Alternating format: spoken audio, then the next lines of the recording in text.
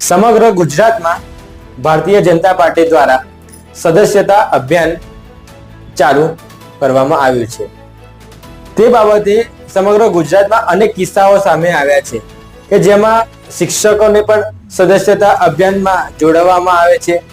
બાળકોના ફોન ફરજિયાત કોલેજમાં લઈને તેમને પણ સદસ્યતા અભિયાનમાં જોડવામાં આવે છે। તેવા અનેક કિસ્સાઓ આજે સામે આવી રહ્યા છે ગુજરાતમાંથી। તેવામાં જ ખેડા જિલ્લામાં વિધાનસભાના ધારાસભ્યો દ્વારા ગ્રામ પંચાયતમાં કામ કરતા વીસીએને પણ પોતાના કાર્યાલયે બોલાવીને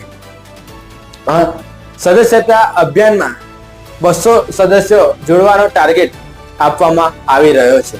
જ્યારે ગ્રામ પંચાયતના આ વીસીઓનો ઉપયોગ ધારાસભ્ય આ રીતના કરતા હોય તે બાબતે ખેડા જિલ્લા કોંગ્રેસ સમિતિએ નડિયાદ કલેક્ટર